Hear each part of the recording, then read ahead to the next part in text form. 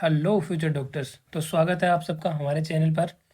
तो आज का वीडियो आपके लिए काफ़ी इम्पोर्टेंट होने वाला है, क्योंकि आज के इस वीडियो में हम डिस्कस करने वाले हैं काउंसलिंग की पूरी प्रोसेस के बारे में कि राउंड 1 के बाद आपको क्या करना है, राउंड 2 में क्या करना है, आगे मॉपअप में जाना है तो क्या करना है, स्ट्रे में जाना है तो क्या करना है।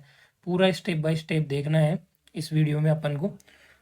और जो काउंसलिंग से रिलेटेड सारे डाउट हैं आपके, वो सारे सॉल्व हो जाएंगे इसमें, क्योंकि बहुत सारे बच्चे पूछते रहते हैं अपग्रेडेशन करवाया है हमने तो आगे क्या करें, अपग्रेडेशन नहीं करवाया है तो आगे क्या करें, और अलॉट ही नहीं हुई सेकंड राउंड में कैसे जाएं, अलॉट हो गई रिपोर्ट करा दिया सेकंड में कैसे जाएं। तो वो सारे जो जवाब हैं सवालों के वो आपको इस वीडियो में मिलने वाले हैं। तो आप लास्ट तक बने रहिए इस वीडियो में, आपको पूरा वीडियो देखना है और हमारे चैनल को सब्सक्राइब करके रखना है ताकि आगे आपको सारी अपडेट मिलती रहे। हम काउंसलिंग से रिलेटेड बढ़िया बढ़िया वीडियो लाते रहते हैं, तो चैनल को सब्सक्राइब करके रखिए, बेल आइकन दबा के रखिए। तो शुरू करते हैं अपन राउंड 1 से। तो राउंड 1 है, उसके अंदर आपकी दो पॉसिबिलिटी बनी थी कि आपको कॉलेज अलॉट हुआ और एक आपको कॉलेज अलॉट ही नहीं हुआ। तो अलॉटेड एंड नॉट अलॉटेड, ये दो पॉसिबिलिटी आपकी बनी थी राउंड 1 के अंदर। अब सबसे पहले बात करते हैं अपन राउंड 1 में नॉट अलॉटेड वाले बंदों की, जिनको कोई कॉलेज नहीं मिली है। वो राउंड 2 के लिए डायरेक्ट जा सकते हैं। राउंड 2 में वो फ्रेश चॉइस भर सकते हैं और पार्ट ले सकते हैं। राउंड 2 में कोई कॉलेज मिलती है तो उसमें चले जाएं, नहीं जाना है तो छोड़ सकते हैं, सिक्योरिटी का लॉस हो जाएगा। तो ये तो नोट अलॉटेड वाले बंदों के लिए। अब चलते हैं अलॉटेड वाले बंदे। अलॉटेड वाले बंदों में दो पॉसिबिलिटी है, इनको कॉलेज तो मिल चुकी, अब आगे दो पॉसिबिलिटी है। या तो ये एग्जिट कर दें, जिसको अपन फ्री एग्जिट बोलते हैं। आपकी सिक्योरिटी मनी सेफ है, कोई नुकसान नहीं है, आप वहाँ पे ज्वाइन ही नहीं करें। मतलब नोट ज्वाइंट वाले कैंडिडेट हैं ये, नोट ज्वाइंट। इन्होंने कॉलेज में जाके रिपोर्टिंग नहीं करी, ये घर बैठे रहे, तो ये फ्री एग्जिट माने गए, ये सीट पे कोई क्लेम नहीं कर सकते। लेकिन इनकी सिक्योरिटी मनी सेफ है एकदम, कोई नुकसान नहीं हुआ। ये आगे राउंड 2 की फर्दर काउंसलिंग के लिए एलिजिबल है और ये फ्रेश चॉइस फिल कर सकते हैं, तो इनका कोई नुकसान नहीं हुआ है। फिर बात करते हैं जिन्होंने ज्वाइन कर लिया।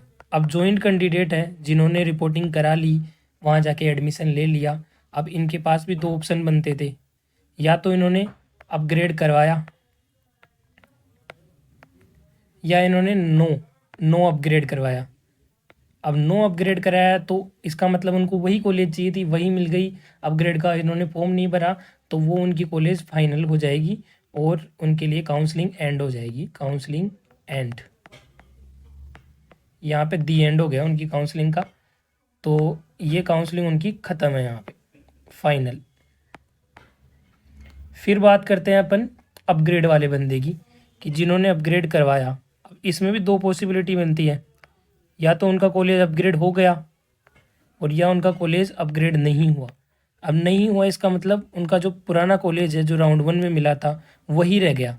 वही रह गया तो उनको क्या करना है, वहाँ जाके क्लासें लेनी है और उसी कॉलेज में रहना है। वो रिज़ाइन नहीं कर सकते उस कॉलेज से। रिज़ाइन का जो टाइम है वो राउंड 1 में ही मिलता है, और राउंड 1 में 1 नवंबर तक का टाइम दिया हुआ है, मतलब कल तक का, कल 4 बजे तक का टाइम दिया हुआ है। तो तभी तक बंदा रिज़ाइन कर सकता है। वो रिज़ाइन कर देगा तो उसको राउंड 2 के लिए पार्टिसिपेट मान लिया जाएगा, आगे की काउंसलिंग के लिए एलिजिबल मान लिया जाएगा। अदरवाइज़ उसकी अपग्रेड नहीं होती है, ओल्ड कॉलेज ही रह जाती है, तो उसको ज्वाइन करना मस्ट है, वहाँ जाना ही पड़ेगा। वो रिज़ाइन नहीं कर सकता, उसको वो कॉलेज मिल चुकी है, वो फाइनल हो चुकी है उसकी, उसके लिए आगे की काउंसलिंग फर्दर एंड हो गई, इसके लिए भी एंड हो गई, आगे ये नहीं जा सकता। फिर बात करते हैं अपन उस कैंडिडेट की जिसने अपग्रेड करवाया था और उसको क्या मिल गई, न्यू कॉलेज। उसको न्यू कॉलेज मिल गई एकदम। तो उसके पास दो ऑप्शन रहते हैं कि वो उसे ज्वाइन करे या ना करे। अगर उसको पसंद है, वो कॉलेज अच्छी लग रही है, तो वो पुराने कॉलेज में जाके डॉक्यूमेंट वापस लाके उसको ज्वाइन कर सकता है। अब उसको ज्वाइन कर दिया तो फिर ये ज्वाइन वाला ऑप्शन हो गया और ये नोट ज्वाइन वाला ऑप्शन हो गया। तो जो ज्वाइन वाला ऑप्शन है, ज्वाइन करने के बाद उसका एडमिशन जो है वो फाइनल हो चुका और वो आगे की फर्दर काउंसलिंग के लिए नोट एलिजिबल हो गया और उसकी काउंसलिंग भी दी एंड हो गई, यहीं पे दी एंड हो गई। और अगर उसने ज्वाइन नहीं किया, नोट ज्वाइन, इसका मतलब क्या हुआ, उसने एग्जिट मार दिया। एग्जिट, अब ये फ्री एग्जिट नहीं है, ये एग्जिट है, ये राउंड 2 वाला एग्जिट है। उसको कॉलेज मिली थी और उसने एग्जिट कर दिया। इसका मतलब है कि उसकी सिक्योरिटी मनी है वो जब्त कर ली जाएगी, उसको वापस नहीं मिलेगी। जो 5,500 या फिर 11,000 रुपये उसने जमा कराए हैं वो उसको वापस नहीं मिलेंगे। वो फ्री एग्जिट हो गया। डॉक्यूमेंट तो वो पुराने कॉलेज से जाके ले आएगा, उसको मिल जाएंगे, लेकिन उसने नए कॉलेज में जमा ही नहीं कराए तो वो नॉट जॉइंट, मतलब कि उस कॉलेज में वो एग्जिट हो गया और राउंड 2 से वो बाहर हो गया। इसका मतलब है कि वो काउंसलिंग से बाहर हो गया, लेकिन उसके पास एक मौका और है। एक मौका और कहाँ पे है? मोपअप के अंदर। तो वो क्या कर सकता है, जो मोपअप का राउंड है, मोपअप थर्ड राउंड है, उसमें वो पार्टिसिपेट कर सकता है। लेकिन उसको क्या करना पड़ेगा, उसको एकदम फ्रेश रजिस्ट्रेशन करना पड़ेगा, फ्रेश रजिस्ट्रेशन, और पैसे भी दोबारा से देने पड़ेंगे। जो 5,500 और या 11,000 का नुकसान तो उसको पहले से हो चुका, और 5,500 और 11,000 उसको देने पड़ेंगे। ओबीसी SC ST कैंडिडेट है तो 5,500, अदरवाइज जनरल कैंडिडेट है तो 11,000। तो ये चीज़ उसको दोबारा से देनी पड़ेगी और ये नया कैंडिडेट माना जाएगा मोपअप के लिए। पुरानी काउंसलिंग के लिए ये डिसमिस हो चुका है क्योंकि इसने एग्जिट मार दिया। तो इस वजह से ये है मोपअप का आगे का इसका सीन। तो अपन ने देख लिया, फ्री एग्जिट वाले बंदा राउंड 2 में डायरेक्ट एलिजिबल है और नॉट अलॉटेड वाला बंदा भी राउंड 2 में डायरेक्ट एलिजिबल है। ये दोनों फ्रेश चॉइस भर सकते हैं। और जिन्होंने ज्वाइन किया है वहाँ जाके ज्वाइन कर दिया, उन्होंने अगर अपग्रेड नहीं भरा है तो इसका मतलब उनको वही कॉलेज चाहिए थे, उनके लिए फर्दर काउंसलिंग जो डिसमिस हो चुकी, एंड हो चुकी। फिर जिन्होंने अपग्रेड भरा था, अपग्रेड नहीं हुआ, पुरानी कॉलेज ही मिल गई, वहाँ जाके उसको एडमिशन ले लेके और क्लासें लेनी है तो वही उसकी कॉलेज हो गई, फाइनल हो गई, और वो फर्दर काउंसलिंग से वो भी बाहर हो गया। आगे वो अप्लाई नहीं कर सकता, उसको पुरानी कॉलेज में ही रहना पड़ेगा, रिजाइन वो कर नहीं सकता। राउंड 2 के बाद रिजाइन का कोई मौका नहीं मिलता अगर आपने ज्वाइन कर लिया है तो। फिर अपग्रेड की बात करते हैं। न्यू में, अगर न्यू कॉलेज में उसकी अपग्रेड हुई है तो भी उसके पास 2 मौके रहते हैं, ज्वाइन करता है या नहीं करता है। इसमें उसको मौका दिया जाता है कि ज्वाइन करे या ना करे, क्योंकि अपग्रेड होकर कोई सी भी कॉलेज मिल सकती है। अपग्रेड होकर अगर पुरानी रह गई तब उसको रिजाइन करने का मौका नहीं दिया जाएगा या एग्जिट मारने का मौका नहीं दिया जाएगा, क्योंकि उसके डॉक्यूमेंट पहले से जमा है वहाँ पे।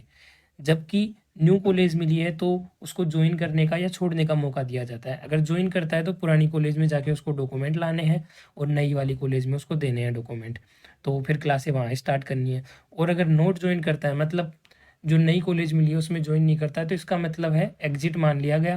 पुरानी कॉलेज से उसने डॉक्यूमेंट तो ले आए लेकिन नई में जमा नहीं कराया, एग्जिट हो गया।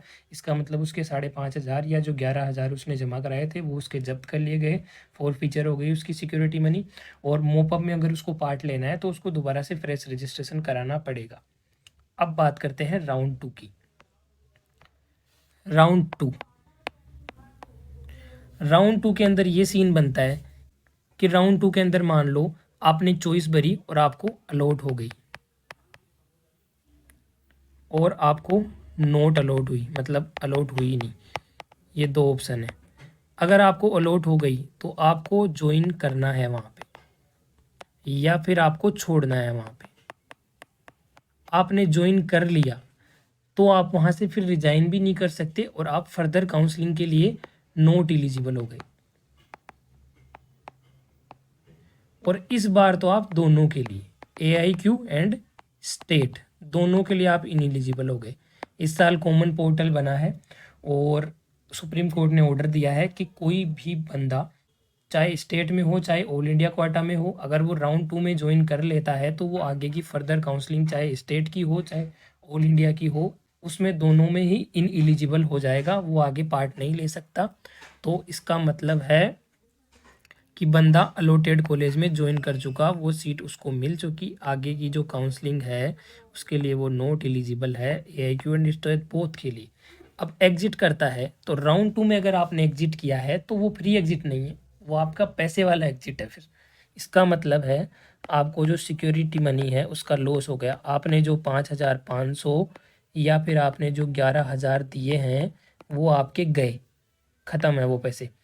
फिर उसके बाद आपको अगर पार्ट लेना है मोपअप में तो आप ले सकते हैं, कोई दिक्कत नहीं है, लेकिन आपको क्या करना पड़ेगा, फ्रेश रजिस्ट्रेशन करना पड़ेगा और आपको पैसे भी दोबारा से देने पड़ेंगे। ये जो 5,500 है या 11,000 रुपये है, या आपको वापस से देने पड़ेंगे। तो ये स्कीम है राउंड 2 अलॉटेड कैंडिडेट के लिए जिसने एग्जिट किया है काउंसलिंग से। उसकी सिक्योरिटी मनी तो जब्त हो जाएगी, और मोपअप में अगर उसको फिर से आना है तो उसको प्रेस रजिस्ट्रेशन करवाना पड़ेगा और पैसे भी दोबारा देने पड़ेंगे। अगर वो कुछ भी नहीं करता है, प्रेस रजिस्ट्रेशन या पैसे, तो फिर वो काउंसलिंग से बाहर ही समझो, क्योंकि वो एग्जिट कर चुका है, इसलिए वो बाहर हो गया। उसको वापस से एंट्री के लिए वापस से आना पड़ेगा काउंसलिंग के अंदर। तो ये स्कीम इसके लिए है। अब जो नोट अलॉटेड कैंडिडेट है जिसको मिली ही नहीं सीट, तो वो आगे ऑटोमेटिकली मोपअप के लिए एलिजिबल हो जाएगा। वो डायरेक्ट एलिजिबल होगा, उसको ना तो प्रेस रजिस्ट्रेशन की ज़रूरत, ना उसको कोई पैसे देने की ज़रूरत, ना उसकी सिक्योरिटी मनी का नुकसान हुआ। क्यों हुआ? उसको तो कॉलेज ही नहीं मिली, राउंड 1 में नहीं मिली, 2 में नहीं मिली। अब मोपअप में मिल जाएगी तो ज्वाइन कर लेगा, अदरवाइज स्ट्रे में मिल जाएगी। तो ये है इस बंदे का सीन। तो ये दोनों बंदों का सीन हो गया। अब मोपअप की बात करें अपन, कि कैंडिडेट है उसने मोपअप में आ गया। आप मोपअप का जो नाम है वो 3rd राउंड भी है। अब मोपअप में कौन कौन बंदे आए थे अपन एक बार फिर से रिवाइज कर लेते हैं। वो बंदे जिनको राउंड 1 राउंड 2 में कोई कॉलेज नहीं मिली, नोट अलॉटेड है दोनों में, वो आ गया। दूसरा बंदा जिसको राउंड 1 में कुछ नहीं मिला, राउंड 2 में कॉलेज अलॉट हुई लेकिन वो गया नहीं, एग्जिट मार दिया, सिक्योरिटी मनी का नुकसान करवा के आ गया, दोबारा रजिस्ट्रेशन करवा के और दोबारा पैसे दे के आ गया। दूसरा बंदा ये हो गया। तीसरा बंदा यह हो गया जिसने राउंड 1 में फ्री एग्जिट मारा था, कॉलेज तो मिल गई थी लेकिन फ्री एग्जिट मारा था, तो उसकी सिक्योरिटी मनी का नुकसान नहीं हुआ था। उसने राउंड 2 में काउंसलिंग करवाई, राउंड 2 में उसने चॉइस ही कम भरी, उसको कॉलेज राउंड 2 में मिली नहीं, तो वो भी आ जाएगा फिर मोपअप में, क्योंकि आगे अलॉट ही नहीं हुई ना उसको राउंड 2 में कॉलेज, तो वो भी मोपअप में एलिजिबल हो जाएगा। तो ये सारे मोपअप में एलिजिबल हैं। उसके बाद मोपअप के बाद क्या है, जैसे मोपअप में भी 2 सीन बन गए अपने पास। एक सीन बना अलॉटेड का और एक सीन बना नॉट अलॉटेड का।